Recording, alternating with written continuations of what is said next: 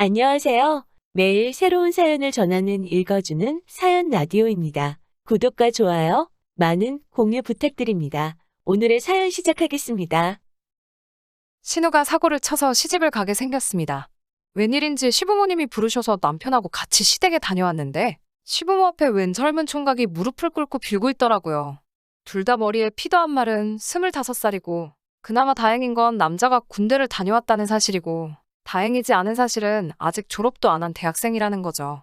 언제까지 비밀로 할 수도 없고 신우도 배가 불러오니 더 이상 숨길 수 없다는 생각에 4개월 차에 시부모님께 이실직고하고 만 것이죠. 솔직히 저희는 왜 불렀나 싶었어요.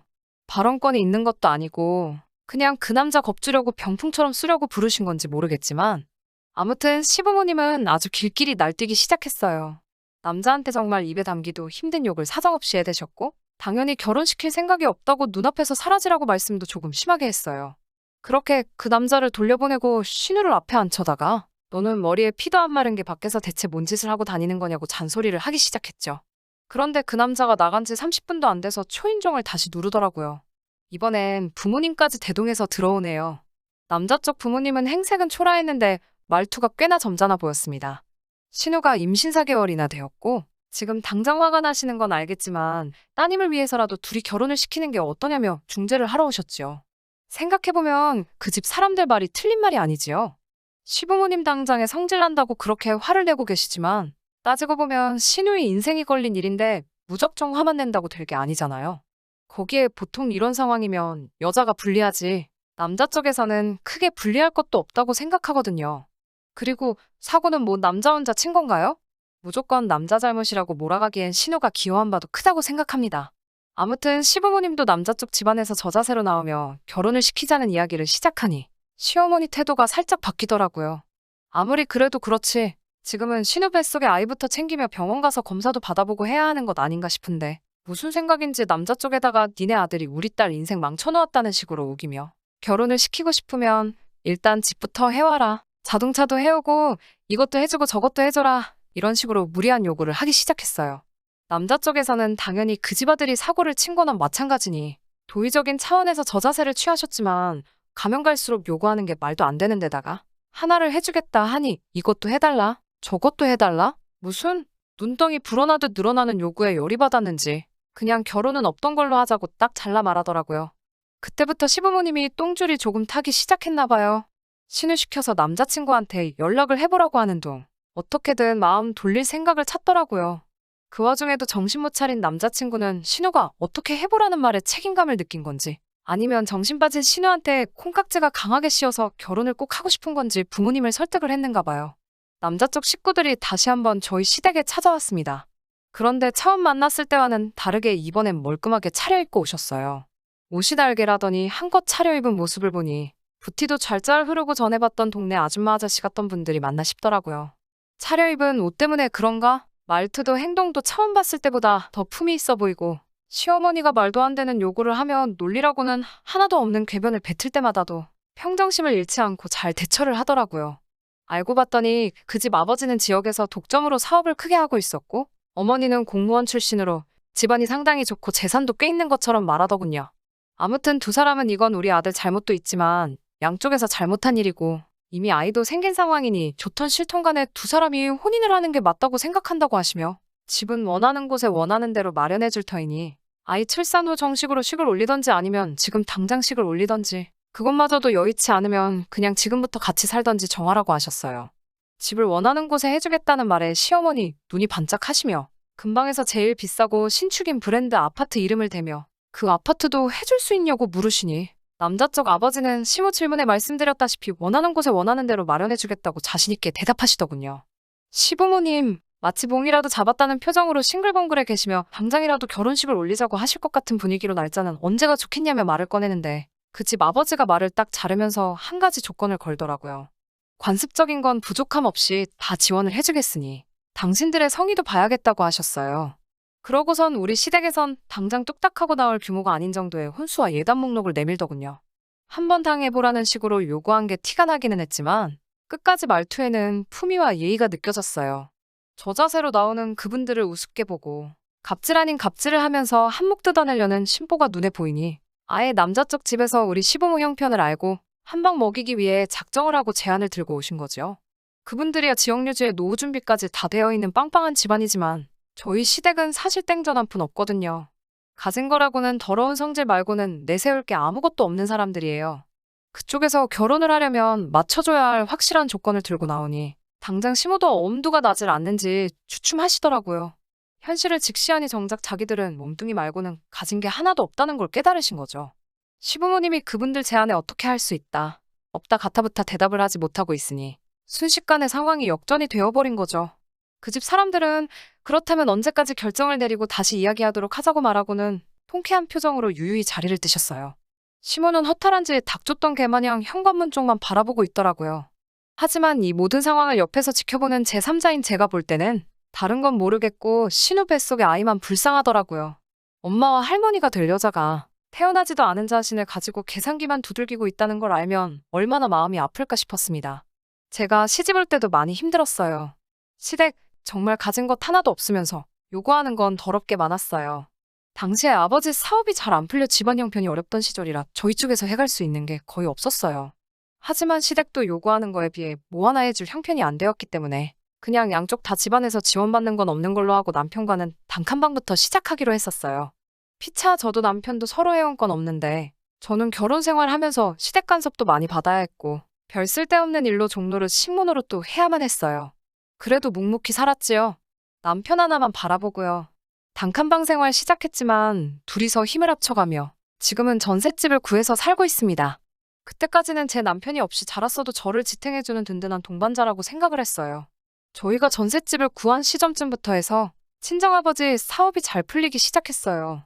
아버지께서 제가 시집갈 때 해준 게 없던 것이 늘 마음에 걸렸다며 저만 보면 뭘 자꾸 해주시려고 안달이셨어요. 애초에 없이 시작한 거 저는 필요가 없다고 거절을 했더니 전 그렇다면 아파트를 한 채 해주겠다고 하시더라고요.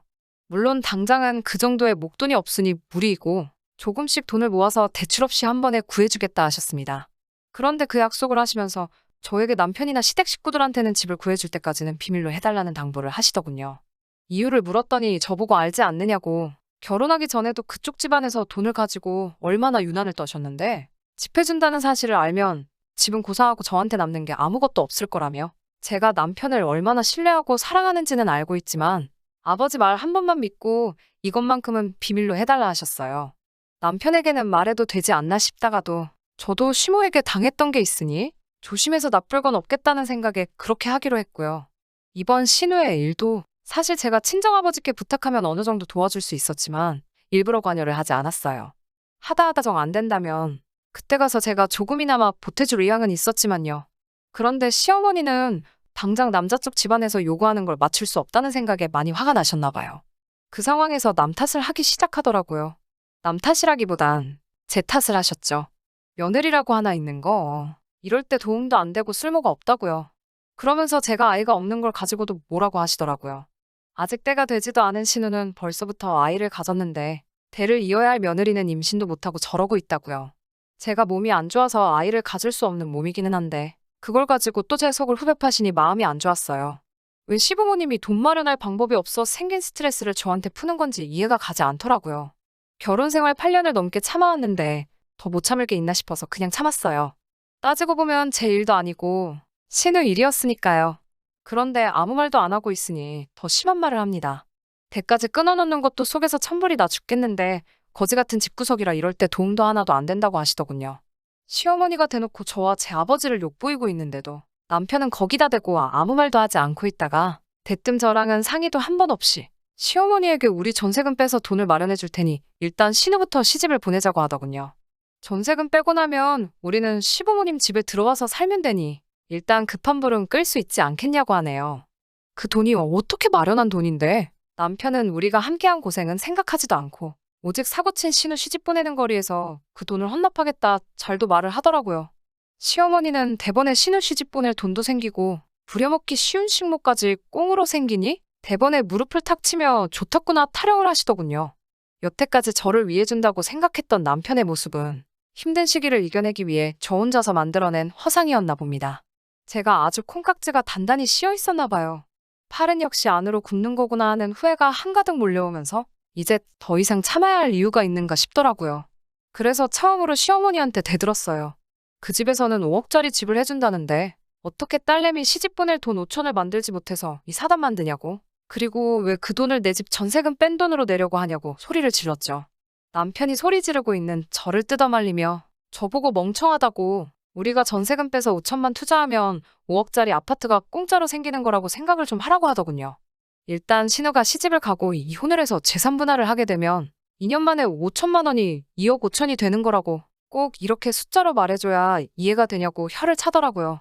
요즘 집값도 빠르게 오르고 있으니 운대만 맞으면 온 가족이 1억씩은 나눠 가질 수 있다고, 그리고 우리 전세금까지 돌려받으면 우리 손에는 2억이 떨어지는 거라고 말하면서 세상에 우리가 언제 2년 만에 현금 2, 3억을 만들겠냐고 일단 투자하는 셈 치고 저도 협조를 하라고 하더라고요.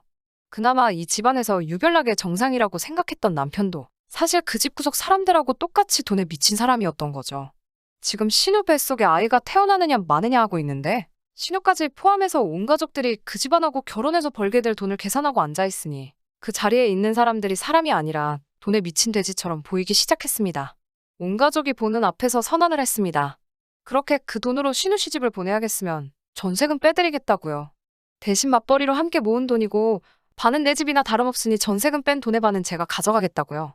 그리고 그 돈을 나누는 순간 저는 이 결혼 생활 그날까지만 하고 끝내겠다고 선언했습니다. 제가 강하게 나오면 미안하다 사과라도 할 줄 알았는데 그 와중에 그 집구석 식구들 표정이 마치 많이라도 받게 돼서 다행이라는 듯한 표정으로 밝아지면서 안도의 한숨까지 내쉬더라고요.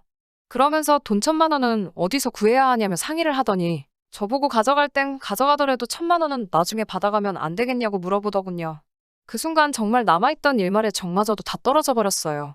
전세금을 빼고 저희 집 짐을 시댁으로 옮기는 그날, 저는 아버지에게 전화를 했어요. 회사에서 쓰시는 외제차를 끌고 저를 데리러 오셨습니다. 시댁 인간들은 친정아버지 등장에 넋이 나가버렸죠. 그동안 사업망한 사돈 집안에 단칸방에서 시작해 종노릇을 시켜도 군소리 한 번 안 하던 거지 집안이라고 생각을 했는가 본데 그 거지라고 생각했던 친정아버지가 떡하니 외제차를 끌고 오시니 말이죠. 아버지는 저를 데려가면서 시댁을 향해 그 돈 없어도 당장 사는데 아무 지장은 없지만 거지 같은 집구석에 단돈 1원도 묶여있는 꼴은 보고 싶지 않으니 늦지 않게 계좌에 넣으라고 하시더군요. 그깟 5천만 원, 내 딸아이 사람 대접만 해줬어도 내주는 건 문제도 아닌데 결혼할 때부터 사람을 돈으로 생각하는 그 모습이 온 가족이 아주 다 똑같은 사람들이라고 손가락질을 하셨어요. 아들내미 결혼시킬 때 자식 장사를 못해서 그동안 얼마나 속이 아팠겠냐고 콕 집어 한마디 했고요. 신우 결혼은 축하할 일이고 이제 내 딸은 내가 다시 데려갈 테니 2번 다시 엮이지 않으면 좋겠다고 말하고 저를 차에 태우고 출발하셨어요. 아버지 차룸미러로 그 작자들을 슬쩍 쳐다봤죠. 어쩔 줄 모르고 멍하니 서서 멀어지는 아버지 차만 바라보고 있는데 차가 멀어지는 만큼 똑같이 멀어지는 남편과 시댁 식구들을 보니 참 오만 가지 감정이 오고 가더라고요.